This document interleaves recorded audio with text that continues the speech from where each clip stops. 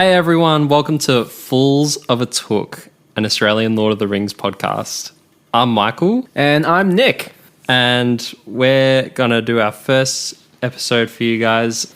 Pretty much the whole concept of this podcast is that we're just going to be chilling out on the couches at our home because we're roommates together. And we're just going to read Lord of the Rings chapter by chapter and then just talk for as long as we want to, really. Yeah. A little bit about ourselves. So, Michael loves Lord of the Rings. As far as I can tell, it's part of his identity. I, on the other hand, I merely tolerate it. I've only watched the original trilogies once. This is the first time I've ever read the book. And when I say read, I use that very loosely because I'm listening to the book on Audible. Not sponsored yet by Audible. Audible is more than welcome to join in on this podcast as well if you happen to catch wind of this. Yeah, Jeff Bezos, give us money. But yeah, I've loved the Lord of the Rings movies for nearly 18 years. I don't know, since the last one came out. I'm pretty sure I remember seeing the last one in cinemas when it came out in 2003, I think. I still remember the ads like associated with like KFC and like the other fast food outlets where they're like really hyping it up. And I was what, 10? 8? No, 9 or 10? Yeah, we would have been 9 or 10. 9 or 10, and I was just like, what is this? What is this Lord of the Rings? And at that age, I was just like, is it like Lord of the Flies? Like a 9-year-old knew what Lord of the Flies was, but had no idea what Lord of the Rings was. I'd say that's a more obscure book to know before. I don't know. Lord of the Flies is popular. Yeah. But Lord of the Rings is the second most popular book of the 20th century. Okay. Do you know what beat it? The Bible? It's the Bible. Yeah. Okay. Let's put it out to our listeners. Like our first poll. What's more popular, Lord of the Flies or Lord of the Rings? Dude, let us know. It is not going to be close. Are you going to hedge your bets with this one? Yeah, absolutely. All right, well, I'll give you luck, but it won't be close at all. All right, so I don't know where this will go. We're just going to put it out as far and wide as we can. Whoever wants to listen to it can listen to it. We don't have goals for like making money off of this thing, so we're just going to be chilling out and talking. Yeah, and it's mostly motivation for me to finally read the books because I'm not much of a reader. I've watched the movie like dozens of times, but I haven't read the book once. So, but it's just a motivation for me because I know that I'm going to learn so many wonderful things about this world, and yeah, I'm just dragging Nick along for the ride. Yeah, well, that's the thing. Like, we have such wild conversations living together, and we've looked at each other and thought, wow, if only we had microphones on right now to record all the dumb stuff we're talking about. And so I thought of one thing that we could talk about, and it would be Lord of the Rings. So it would be something I'd be knowledgeable about, and I think it would be something that you'd find a lot of flaws in. Oh, absolutely. Yeah, so I'm really looking forward to that. And just before we even get started, I just want to vent about the audiobook I'm listening to. Because, when you're reading books, all you got to worry about is the content you're reading. Whereas when you're consuming audiobooks, part of that is considering who's reading it for you. Do they have a good voice? Do they lull you to sleep because they're so boring? Or do they keep you engaged? I don't really want to badmouth another creator, but there is the audiobook that I've currently got is read by a guy. I think he's a guy. He's got a very gravelly voice that is so boring. He's got something about his tone is so pompous, and his accent is just so prissy. Can't do it. No, not today. Okay. But so this just shows how much I care about you, Mikkel, that I'm listening to this and putting myself through this for this podcast. It is much appreciated. I'll probably owe you something in the future. Yep. Because there's a few chapters in here. There's at least one chapter. So what's our first chapter? So we're going to start this week with the prologue. I say this week, but I don't know when the next one will come out. This could be an irregular thing. It could be a regular thing. We'll see how our schedules work out. Yeah, could be tomorrow even if we're lucky. I don't want to set too wild expectations for any listeners out there. Okay. At the very least, this will come out. The next episode will come out within 5 years. Maximum 5 years. The year's 2021, by the way. Just in case. All right, so we're going to start with the prologue, and then we'll just work through from there. Which I must add, there's 4 parts to the prologue. Yeah, let's go through the names of the parts of the prologue.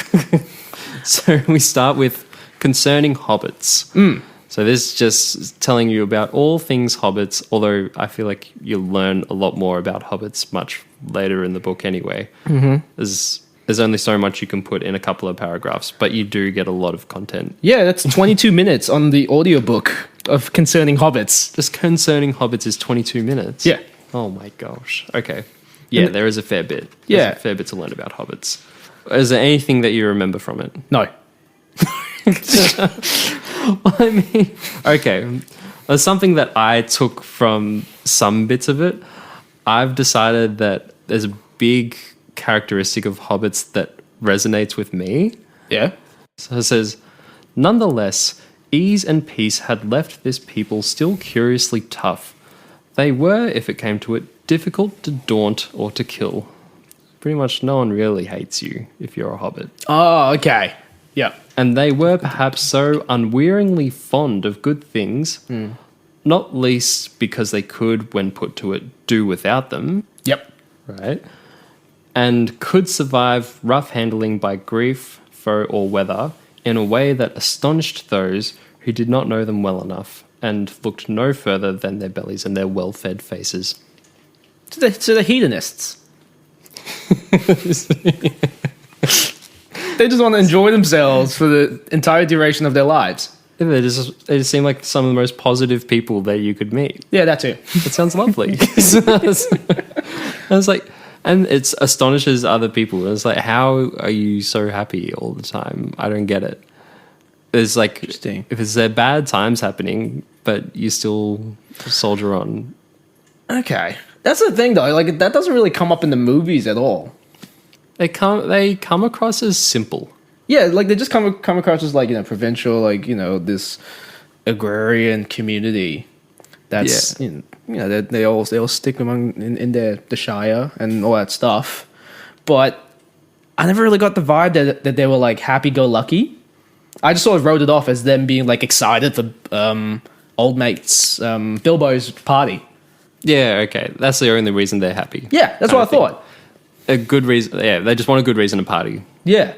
Because they do enjoy their ale. Yeah, well, similarly, like, as you're watching the movies and you see, the 4 hobbits, Frodo, Sam, Merry, and Pippin, like, at no point do you really see them, like, consistently happy. Frodo is brooding with brood face. But I think I wrote it off as the ring. Samwise is just like his little acolyte. But I think it's just like, I don't know. He's probably the most positive. And then there's Merry and Pippin, who are just little goofballs. And that's the thing, as a viewer, like, you see the interactions of Gandalf and Pippin. Yes. And, like, I'm sort of made to feel like Pippin's behavior is just unacceptable because he's being admonished by this, big, intimidating figure of Gandalf. I guess, at least when you meet Merry and Pippin to start with in the films, it just seems like they just live to please each other.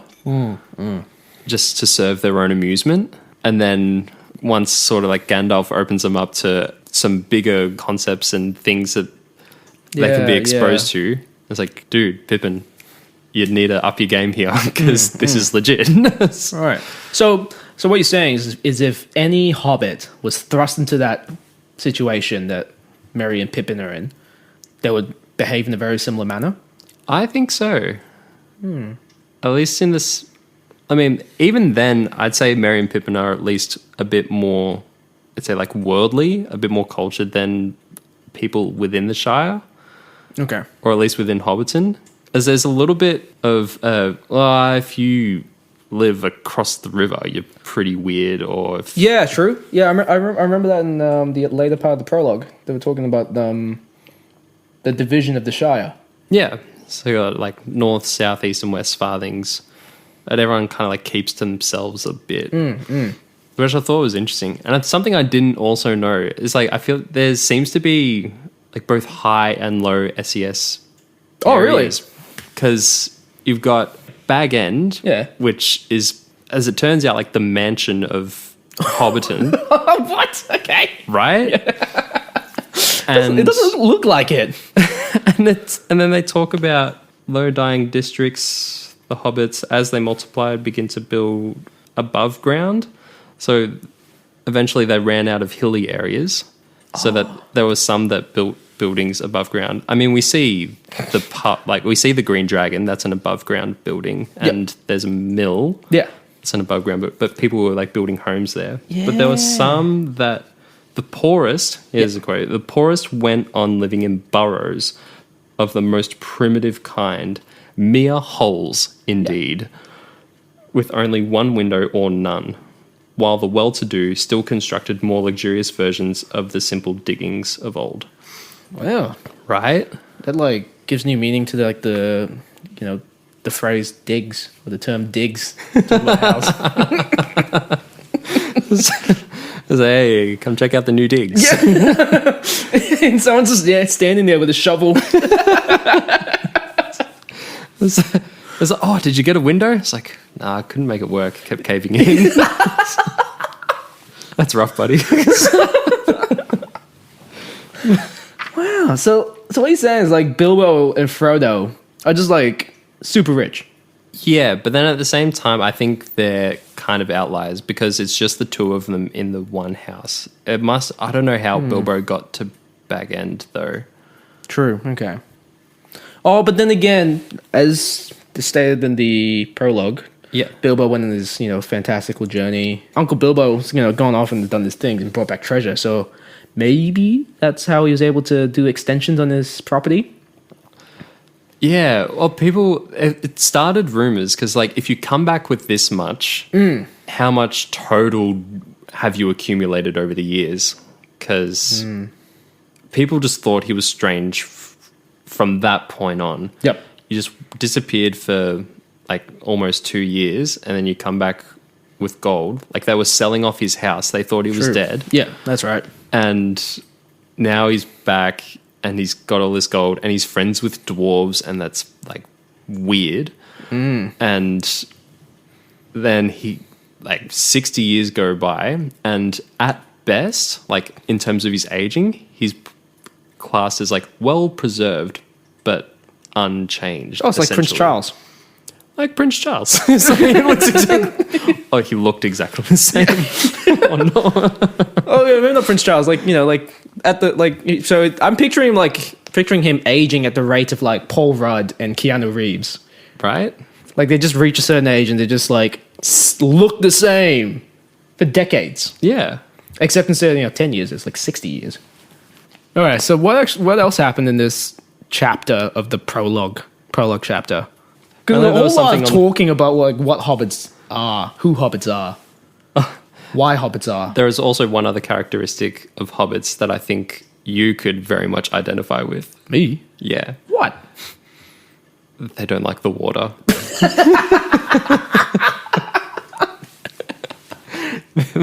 That's fair. They can't swim. Oh, they can't swim! Oh, they're not very good at it, if ever put to it. Yeah, okay.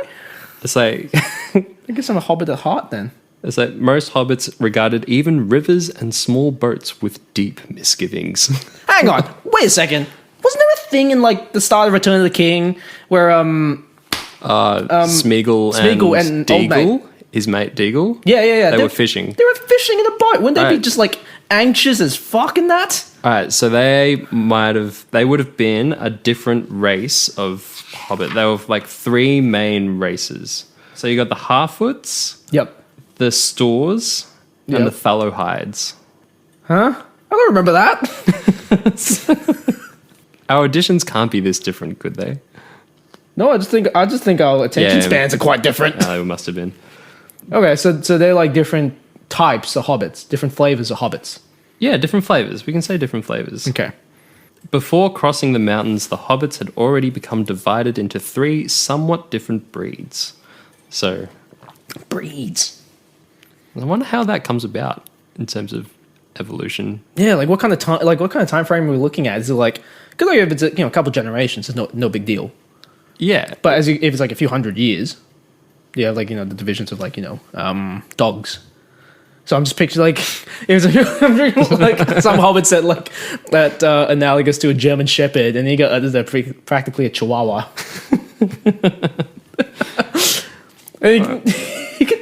Or are we talking like the difference between like wolves, dogs, and foxes kind of thing?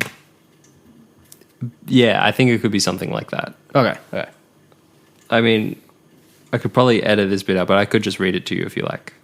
Sure. The half-wits had much to do with dwarves in ancient times and long lived in the foothills of the mountains. They moved westward early and roamed over Eriador as far as Weathertop, Oh, I remember this now. Okay. while the others were still in Wilderland. They were the most normal and representative variety of hobbit, and far the most numerous. They were the most inclined to settle in one place and longest preserved their ancestral habit of living in tunnels and holes. So these would be those who are in the Shire or more commonly populated places. Not too different to what we've seen in Lord of the Rings. Okay. The Stores lingered long by the banks of the Great River Anduin. Is that where? So that's like the Great River that was crossed by 2 guys like 1,300 years before this, Oh, okay. I think. Yep. And then they were like, all right, and the men of the north, like Right. the Dunedain, which is part of Aragorn's race. Yes. So they're kind of like half men, half elves. Yep. And they said, all right, you can get on this land, let's look after it, keep the bridges in good repair, just worship our king kind of thing. Right. It's like you're going to be part of this kingdom, but you can just you can have the land. That's not a very good business model for the Dunedain. No. Because the hobbits don't really offer much in terms of war. Well, they're sneaky.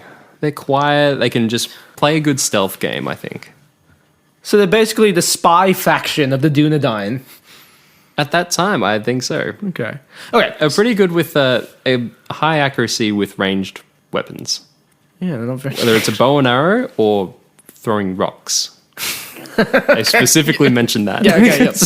So this river folk, would Yes. this be where Andy Serkis's character?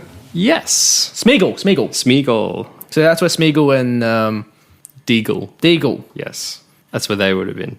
Descendants of Stores. Yeah, they're pretty much. Yep, okay. They were less shy of men.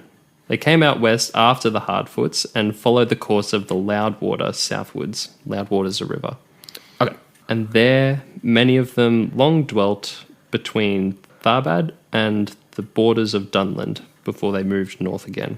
I don't know where those places are. Okay. They're not as relevant. Right.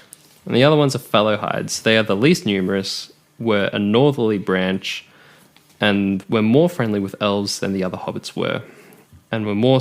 They had more skill in language and song than in handicrafts, and of old they preferred hunting to tiling. Tilling. It's 2 L's. I don't want to hunt. I want to make tiles. I want to lay tiles on the floor. I'm just picturing that the bit from Monty Python. I want to be a woman. What? You have no womb. Where's the feet? It's going to just take. You're going to keep it in a box. I want to be a tiler. I want to be a roof tiler. We live underground. No roof. Where are you going to put the tiles? What are you going to do? Tile the hill? Just going to lay tiles on the grass? So, yeah. Hobbits are afraid of water. Yeah. Unless you just happen to be a Store's variety of hobbit. Okay. That is a little more familiar. So what's Frody? I'd say Frody's a half-foot. Okay, is that the ones that Just a common hobbit. So they're the ones that didn't fraternize with like elves and. Not so much. Okay. But what makes it even more interesting? Oh, actually, I think that happens in chapter 1 because I have started reading that a little bit. Spoiler. No, I don't think you would have found out yet. Nope. I'll leave it for you. Okay. All right, so I'd say that's as much as we can get out of concerning hobbits. That were the fun things I learned. But there's another bit, which is also just as exciting, but is only pretty much a page and a bit long. It's concerning pipeweed. Okay, so page and a half long. Yes. So a page and a half long translates to 3 minutes 58 on the audiobook. Wow. Probably read slower than I do. True. That's the thing. Like when you speak, you speak at a slower rate than you read. Well, even then, I wouldn't say that applies to me. True. I can't speed read. True. Yeah. At all. If I'm reading in my head, I still put like tone and flow and rhythm as the writer intended. You got the internal dialogue. Yeah, I just put an internal dialogue, except I have a script in front of me. Yeah. That's essentially what's happening. Anyway, Lord of the Rings. Pipeweed. Yeah, pipeweed. That was actually like, I was kind of surprised that was a whole like section of the prologue. That it was worth talking about. Yeah. Like, yeah, we're going to talk about weed. Right? And pipes. And how much Mary loves it. Yeah, that's right. I remember that. Like he's like the weed master. Yeah. weed lord. The weed lord. Oh, Weed that lord. sounds so much better. What's his surname? Meriadoc Brandymuck. The weed lord. Weed Lord Brandymuck.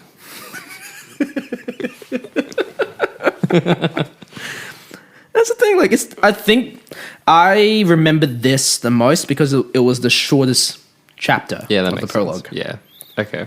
And also, there was a moment where I was just like, why are they talking about pipeweed? It goes like talking about hobbits, which makes sense. Yep. Talking about the Shire, which also makes sense. Talking about the ring, and then pipeweed. Although I did learn something. I was curious to find out because at 2 different parts during the film trilogy, 2 different people claim that, as it turns out, 2 different like strains are the finest weeds in the South Farthing. That's right. Yeah. Right? So when Bilbo and Gandalf are chilling out before his birthday party starts, Yeah. Bilbo reckons it's Old Toby. Old Toby. Finest weed in the South Farthing. Yep. And then he blows a ring and then Gandalf blows a fucking ship through it. Yeah. And then at the end of Two Towers, When, and Merry and Pippin find like Saruman's stash, And they're just getting high in the cupboard. and that strain is Old Toby. Yep. And Merry, the finest weed in the South Farthing. Oh. It's perfect. 1 barrel each. Okay, so which one is the finest weed? I mean, I was wondering if they were just the same thing because they were both regarded as the finest weed. Oh. But then it turns out it's just an opinion because there's multiple strains of it. But there's a third one. There's a third main one that it never got mentioned in the film. It's called Southern Star. Southern Star. It sounds all right. It actually does. So what's it? Southern Star, Old Toby, Old Toby, and Long Bottom Leaf. Long Bottom Leaf. Did I say Long Bottom Leaf before when Merry and Pippin found it? I can't remember if that's I wasn't what said. listening. Long Bottom Leaf. Yeah. Okay. I think out of the 3, Southern Star would be my vote. It's a shame because it gets no screen time. The bastard, Peter Jackson. I don't know if that was your decision. I don't know if Southern Star comes up in the book. I hope it does, because then we can blame you for not putting it in the movie. Because it sounds like it's the best. I didn't get much more out of that, but Mary's the weed lord, and there's multiple strains of weed. All right, ordering of the Shire. I didn't really get much out of this little bit. Well, I guess... Again, it's short, so you might have... I didn't really retain much, because I was just like, I don't understand the stratification of Hobbiton and the Shire and Bag End. Yeah, okay. Because in my mind, All three of those terms are exactly the same. Yeah, okay. So, Bag End Yep. is on the hill.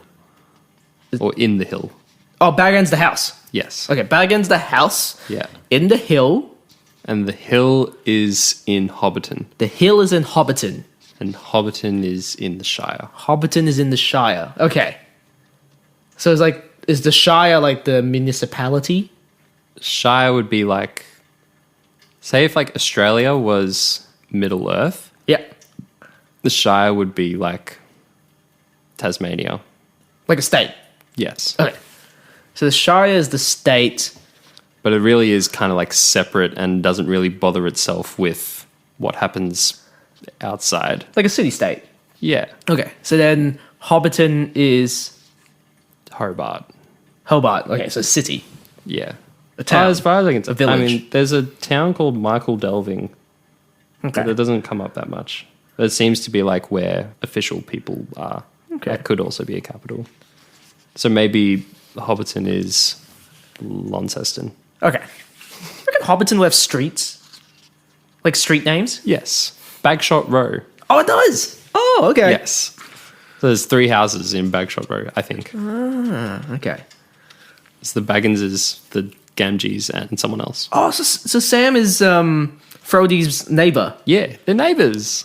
Oh, Isn't that makes sense. wholesome? That's really wholesome. Right? So they probably they grew up together, and then they probably lived in the houses next to each other for like a couple of years, Right? and like it probably formed a codependent relationship. Well, I think there was more of Sam's his gardener. So I think Sam's dad, Yep. the gaffer, Yep. was like kind of like got to know Bilbo a bit Okay. and also like helped him and helped look after some of his stuff, including his garden. Right. Okay. Nah, but I reckon after Frody and Sammy's gone on their journey, they probably formed like this codependent relationship with each other. Oh, yeah. They probably like annoyed the shit out of Sam's missus. Probably did. Although I don't know, because after your whole journey and Frodo's like, yeah, nothing's going to be the same anymore. And then he decides to leave. So I don't know what he would have been like as a character True. when they got back. True. I mean, like there's the whole saying, like look, you get bonded through trauma. Yeah, that's true, actually. So like they've gone through a lot of trauma, traversing Middle Earth. Yep. So, all right, you experience that together and you can't take it back. Yeah, precisely. Only you two have that experience. Shared experience. Yeah. So of course there's going to be like, I reckon there will be a period of time where they'll be codependent on each other, Yeah. or just Frody being a dependent of Sam. Yeah. But Sam also constantly wanting to care for Frodo, True. Yeah. right? Daddy Sam. Daddy. Daddy Sammy. Daddy Sammy. All right, so then it goes to the finding of the ring. Yep. And this basically just retells the relevant bits of The Hobbit. Yeah, that's right. Yeah. Actually, this is the one I tuned in because they mentioned Thorin Oakenshield. I'm like, it's Thorin! And then I think he gets one more mention when they say that he died. Yeah. Yeah. That's it. It's like, and then Thorin Oakenshield was there.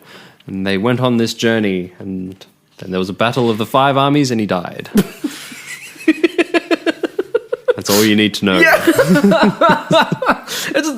the thing. Like in the last film of The Hobbit, they make out the Battle of 5 Armies to be this big thing, and then the prologue of Lord of the Rings, like the Battle of 5 Armies that happened. And that's it. That was literally... It's like a little tiff that just happened over the course of a day. I mean, apparently in The Hobbit, in the Hobbit book, the Battle of the 5 Armies is only like half a page. Goodness. See, that's the thing. Like us going through Lord of the Rings now, Yes. we will have the issue of reading the books and going, "Why isn't that in the movie?" Yeah, I think that's going to happen a few times. Even a film as thorough as The Lord of the Rings is, as I only watch the extended editions. I watched the theatrical cut of Return of the King because it came out in 4K recently. Yeah. I watched that in the cinemas, and yeah, there were so many scenes that were missing from it and things that I totally forgot had been cut out for the movies. I was like, why was that cut out? It's so relevant to the story. Yeah, like that's what's going to happen with this trilogy. But then there's like if we decide to do another series and look at the Hobbit book to movie comparison. Yeah. Like we'll probably read the Hobbit and go, hang on, why was that in the movie? It wasn't even in the book. I think that was one of like the biggest criticisms of it. I'll be interested to see how that goes.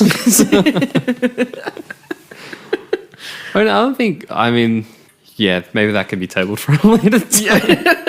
Let's talk about the Hobbit films. Okay, so then Finding the Ring is talking about that cave scene, right? Yes, the whole cave scene, and he's talking with Gollum and the riddles. Yeah, that's right. Okay. And he said that he found the ring before he met Gollum and just put it in his pocket, and it's like, oh, that's pretty cool. And then... So he just like picked it up in the cave somewhere. Just randomly found it. So it wasn't like in the Hobbit movies made it out to be, where he saw Smeagol doing his little happy dance and then dropping the ring. Yeah, nah. He's just like, he's trying to find a way out of the caves. Yeah. And it's pitch black because he's pretty much at the bottom of like the cave structure. Yeah. And he's just feeling his way across the floor. Yeah. And it just happens to hit the ring. Huh. Well, actually, like this, Bilbo gets the ring by luck. Yes. Sheer dumb luck. Whereas in the movies, it's made as like he sees Gollum, Smeagol, Andy Serkis drop the ring, so he knows he's stealing it.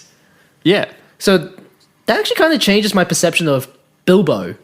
Oh, 100%. As a person, as a hobbit. Like, it just changes him as a character. The crazy thing is that he randomly found it. Yep. And then still asked the question just because he was struggling to think of a riddle. And then he just put his hands in his pocket and he just randomly said, what have I got in my pocket? And then Smeagol heard that and it's like, that's a pretty weird question. All right, you have to give me guesses. So, they do that whole thing. Yep. And then it says like, all right, well, I won the riddle because you couldn't guess what was in my pocket. You have to show me the way out. And then, Smeagol says like, I've had enough. I'm going to go back to my little island in the lake, get my ring, and then fucking kill ya. Yeah. And then obviously the ring's not there. Oh no. What have you got in your pocket? I think I know what it is, you thief. And then there's a whole chase scene, and then eventually Bilbo finds his way out. Yeah. So, according to Gollum, Bilbo's a thief. Yep. And then according to Bilbo, just found something, found out it wasn't his, but kept it anyway. Or escaped with it. Yeah. Right? As soon as he finds the dwarves and Gandalf again, Yeah. he lies Yeah. about how he got it.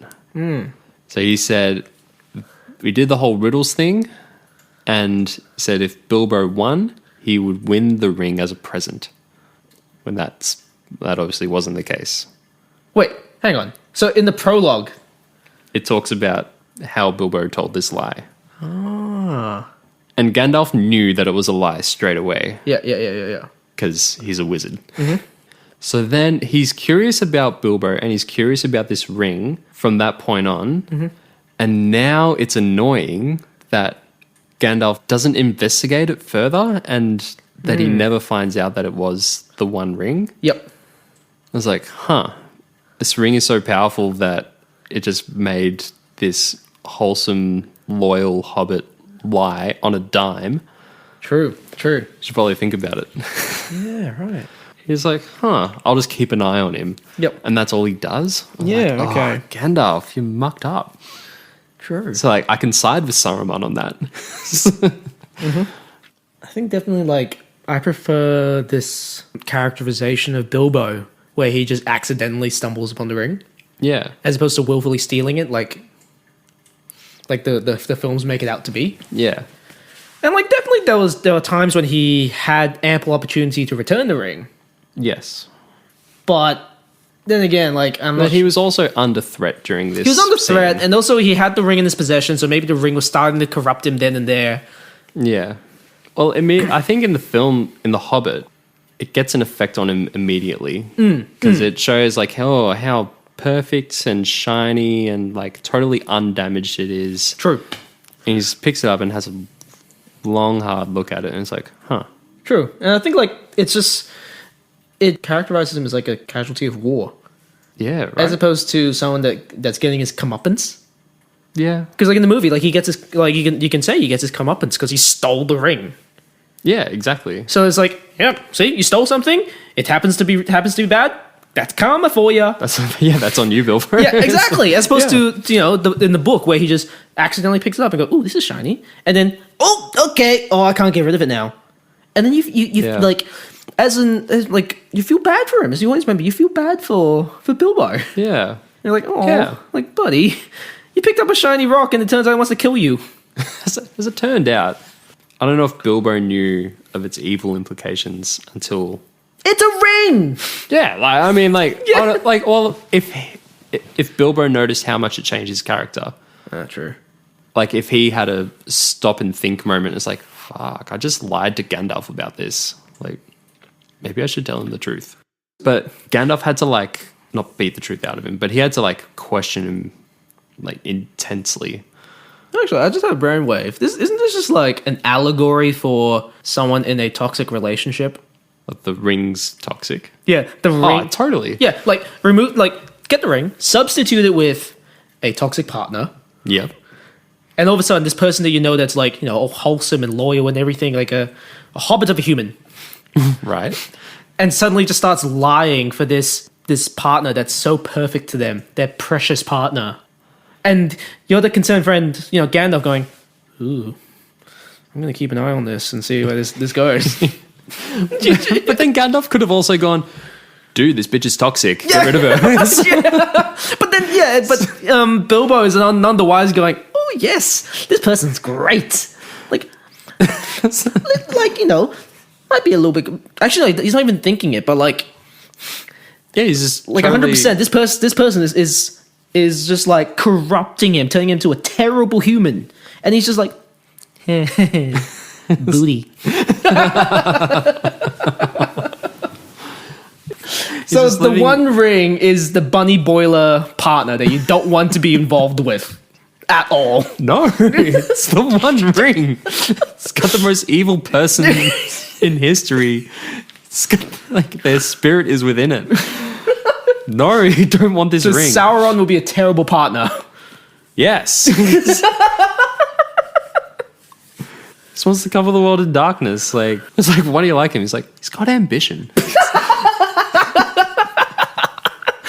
got a plan. He's got a 5-year plan. All right, so he's talking about all this and like, Battle of Five Armies. That happened. Thorin died. Yeah, that's it. That's it. That's all it talks about Thorin and... Is that all in the Dwarven Company? That's all that's in the prologue. It's because it's not relevant to the Lord of the Rings story. True, but it's like... Actually, not yet. It's like Luis from Ant-Man, where he's just like the hyperactive friend just going, oh yeah, this happened. My mom died. But I got the van. Battle of Five Armies, lots of people died. Went journeying around the world. And then the leader died. But I got a bunch of gold. But I got a ring. I got a partner. All right, so what's left? Okay. Is that it for the prologue? And there's one more part, and it's a note on the Shire records. Yeah. And it just talks about where all of the accounts of past events, well, I mean, in this case, the future events. Yeah. Like, kind of like what happens after the events of Lord of the Rings. Okay. So there was that big red book that Bilbo writes, The Hobbit in. Frodo also writes his account of the War of the Ring in it. And then I think something else gets written in there. But then that's kind of like preserved as one of the major records of the War of the Ring. Oh. Yeah. It's just one account. Yeah, but then like copies of it are made or like other scribes like note down retellings of like other people's accounts as well. But and that's how religion starts. That's exactly how it starts. It's just one book. And then like other stories put together that tell the same story but from a different perspective. And then fast forward a bit and then here we go and then you get then people like translate it and expand on it and put allegory and metaphor. And then all of a sudden we have some religious cult that believes that Frody is the Messiah. I really hope that Bilbo and Frody actually sacrificed himself to save us. Yeah, exactly. Oh my gosh! Frodo is Jesus Christ. What? Whoa! Alright, so major takeaways from the prologue. I've got mine. Yeah? Alright, yeah, you go with yours. Yeah, Frodo's the Messiah! Okay. Frodo is Jesus! That's your major takeaway. That's my major takeaway from this. But if I had to pick one, probably like the fact that I'm angry at Gandalf Okay. for not like investigating the ring further when he knew about its potential power from the get-go. Yeah, more productive takeaway than mine. Oh, yeah. I feel like this is going to be the dynamic. Yeah. The close runner-up for my major takeaway was Merry the Weed Lord. Oh, yeah. Weed Lord Meriadoc. That's a wild title to have. That's a pretty sick title. Alright. We will probably add more segments or bits and pieces to give this thing more structure. I guess if it's what people want. Yeah. We are more than happy to be accommodating, apart from the fact that we will most likely branch out into random conversations during the podcast. Yeah. I think we want to keep that as it is. So if people are saying, just talk about Lord of the Rings... This isn't a podcast for you. I don't think this is a podcast for you. We can't stay focused on a single conversation topic. I think we're going to branch out a fair bit. But having said that, I think this might be the only one that is based in Australia. I haven't found any others, but so I'm sure if there is one, we'll probably get a link to it. Yeah. I think we'll probably make a Facebook page. Absolutely, yeah. If you got anything you want to say to us, you got any feedback, feel free to ping us a message on the Facebook page. Or and anywhere else we decide to get social media presence. Heck, I just thought of a new segment. Tell us about a time you used a Lord of the Rings quote with someone and it just fell flat on its face. And then that's when you find out that they're not a Lord of the Rings person. Yeah. Send those in. Yeah, we'll look for those. All right. Well, thank you so much for listening. If you got this far, that's amazing. We'll see you the next time we upload a podcast. I'm Michael. I'm Nick. And we are Fools of a Talk. Okay, bye. Bye. What's that? This, my friend, is a pint. It comes in pints. Oh, I can get you one. a fool. But an honest fool he remains.